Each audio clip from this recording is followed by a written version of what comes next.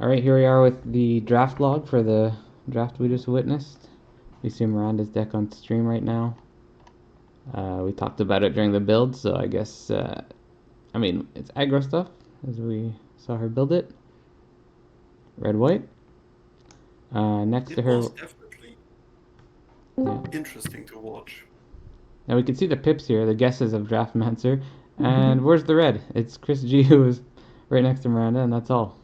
And Miranda herself. Abs- Yeah, we can definitely see now that she was making the right call with the only people in white almost like on the opposite side of the table, with Lotte and Steve T being 2 seats away, and her and Chris being the only people interested in red. Looks like John Pio Simic. No, We have Spectral Adversary here. One of the adversary cycle from Midnight Hunt. That's in the mythic spot. Besides that, the only rare is March's Wretched Sorrow. Really flexible removal card. And if we go by mana curve, it's looking like, yeah. Blue green, what else? What of note here? he was definitely making very responsible picks. I would say. Picking up though the Sunbathing Uruguala and Oh, lots Beholder. of cards. Behold the Unspeakable, almost like a mythic I uncommon. was about to say, yeah, This you usually want more than two rares, but that's going in the rare slot in my mind, I guess. It does a whole lot. also interesting, the Mechanic and the Modern Age, which Oh, yeah. were amazing cards both in their own format, but also coming from rather strong formats. The Mechanic paying off drawing your second card per turn, which you do in almost every set. Can't ignore Dual Thief either. Huge common. Huh. Absolutely. So I would say this is it's solid.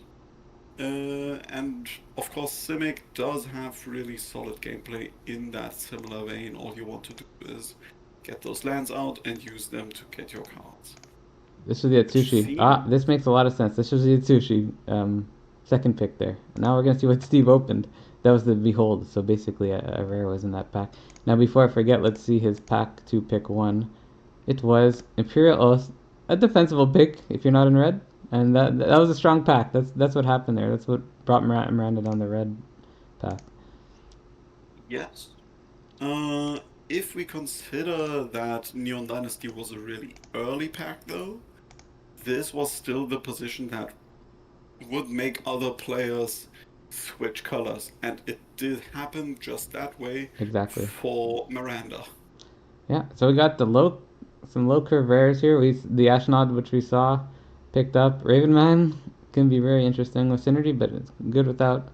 And Kal's Blood Mage, a nice versatile card. I like the gold cards here too. Quillen all went to him, but he's probably not playing that.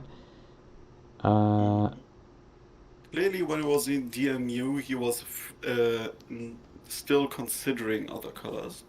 He wasn't quite invested in Orzhov specifically when he was picking up Queen Arenal, but something like Flesh Taker is also a really strong uncommon right now.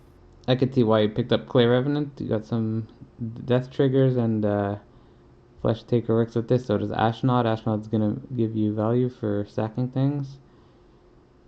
It's not cheap to do that for Absolutely. 4 mana, but Flesh Taker was one of the most popular trading targets, maybe even the most popular, in the set, and for good reason, because he is fitting to the theme, yeah. really scary. Yeah, so Dargoth Horde, same idea behind the sacrificable creatures, and you got Jittering Barricade, same idea. Dig up the body also. Some synergy here. He Yeah, Bone clearly Splinters? Okay. benefits more from the depth of Midnight Hunt Black. Uh, he took the Devastating Mastery clearly really late, Yeah, so I'm not sure if he's going to run it because that mana cost is very for restrictive. sure. It's interesting to have join the Maestros. It says casualty too, but guess what has two? It's not that he has too many Decayed Yes, Zombies, but it's cool. They'll send you with this Decayed Zombie upgrade into a 4-2. that is a considerable synergy.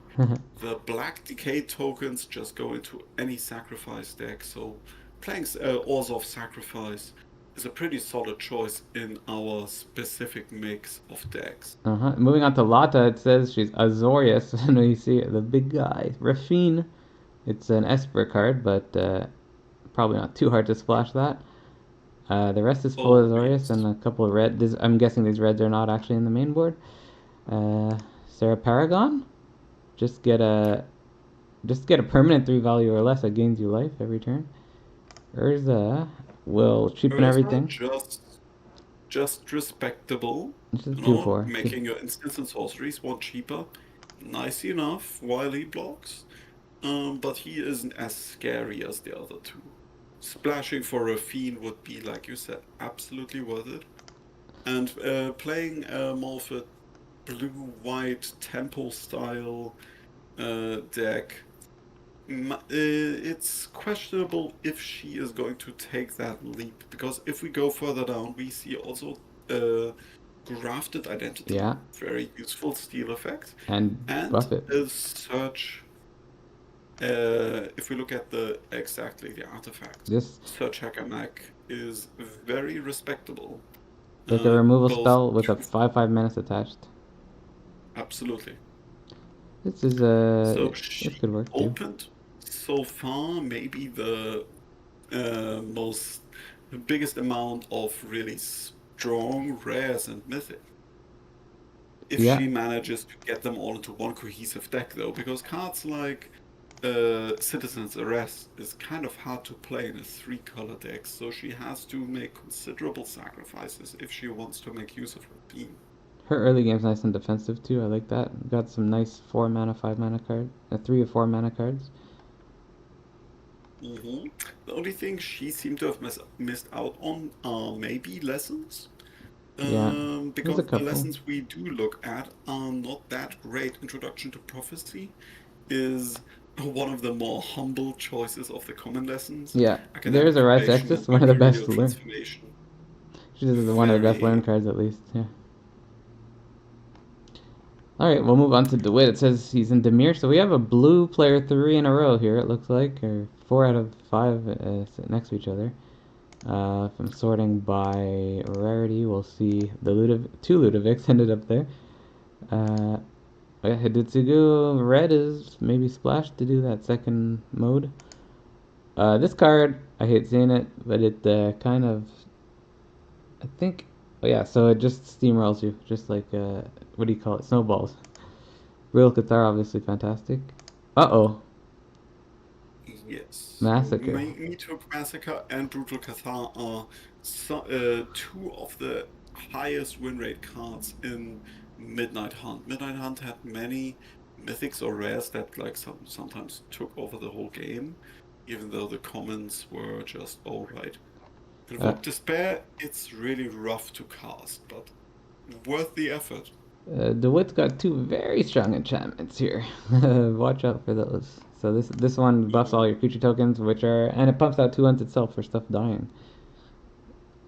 Uh, Dramatic Finale, really hard to cast though because he is not that invested in white. that is a good So point. Yes. he would have to have all blacks, and I don't think he is going to take that risk. In Despair is already risky enough. Well, he might take the risk. So I mean, we'd have to look at all of his ways to fix mana, but we'll see. Here's Extinguish the Light as decent removal. Devious not Cover Up. just not just fixing, but also because he has the slower game plan, he can afford to lean back and maybe just hope to get them.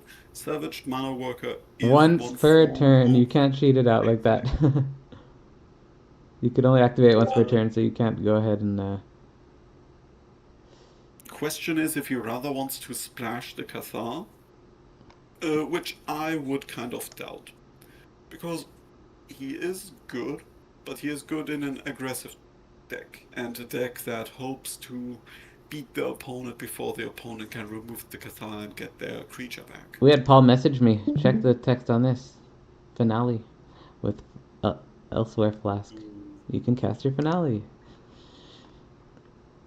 Yeah, okay, so let's move on to Nick. We have Sultai. The rare slots, we have 5 mana Dork. Beast Caller, yeah, very solid. Greeters, who doesn't want a Greeters on turn 2? And another Sky Strike officer is opened. Rare non-creatures, we have a Glimmer. So another Simic player, we have blue-green with John We P. are doing the reviews right now, but I see finals also happening. You see what? Oh no, I'm just noticing finals in the other chat. Yeah, the other chat for the other. So the finals are just announced for Homeroom 2B. Um, we'll go ahead and finish up the last couple of players here. I mean, All solid good. cards here. 3, Olivia's Midnight's Ambush, so there's interaction at instant speed here along with the Extinguish the Light. Rooftop Nuisance is great in my opinion. And the lands fit well for the deck too. Yeah, the lands are all right. Having 4 lands for to fix a 60 card deck can be rough though, because this is a real no, more than just a splash. Yeah, we're seeing Putting spinning it, wheel kick with double green. It's not easy. I mean, I guess it's fine for a card that you want to spend 6 mana on. So, but double pips are hard when you're playing 3 colors. yes, Extinguish the Light is more one of the problem cards. But wanting to cast specific Simic mana for the Quandrix Apprentices is more something I would worry about. More black green. So we saw black. There's a lot of black, a lot of green. So just red on the two, as we mentioned at the start of this video, and a little white here and there. But a lot of people black, green, blue. We have Topiary Stomper was a constructed staple for a while. And then we Still have really Bosiju. solid in limited because you can't fully expect to get to 7 mana without the game ending already. Yeah, I like It's the just a uncommons. really solid ramp spell. This card's not going to be nearly as strong, I guess, in a 2 color deck, but fine. Vortex Bone Rattle. Mm-hmm. This is an interesting Uh, one. 7/6. 7/6 with considerable downside, though for 4 mana, maybe Oh, okay. that's This sacrifice really a needs creature. Yeah, commitment. I forgot to read the rest of that. Yeah, he might not. We'll see what he does with it. That Uh, text gets relevant. I am not 100% convinced by this, but the hard removal really makes it alright. Overwhelming this is, remorse is yeah, unbelievable for a yeah, one of Golgari my deck. favorite removal cards printed in the recent past. So easy to make it 1 mana exile. And that at common as well. Also picking up the clear shot. So amazing suite of removal that we find here. Assassin's Ink, also a classic. Looks like That is going to be his biggest strength, removing the very few uh, bombs and game winners, and hopefully winning off the back of just solid stats on most of his green creatures. so. Chris, we're gonna expect to see some red here, because the only other red player since Miranda, we have Urbrask from SNC, which makes the opponent not draw and makes you kind of draw too. Has haste. I would be really interested to see when he and from whom he picked that up. If he opened Uruguaysk himself, he was just lucky. But Let's see it. I Picks. think because it was the last pack, it Yeah, is really likely it that was. someone else passed it to him. No, it was his pick one in the last pack. Oh, Just opened it. in that case, Look at this card here. It's gonna be tough to beat if he gets the 9 mana and has this card in hand, of course. oh yeah, and I do assume he is going to run it because is the kind of deck that can make it to that really late game. Look at this stack of uh, non-creatures. 3 sticky fingers. That's where all the sticky fingers ended up. We could have guessed. Mm. They're all making it, Serpentine but Curve also kind of solid. yeah, we got. We also see a 3 mana burn spell, 3 mana, 3 damage, and you get a Power Stone token for Oh yes, free with it on Excavation any target. Explosion. Uh-huh. hmm Enthusiastic Study, one of the better learn cards.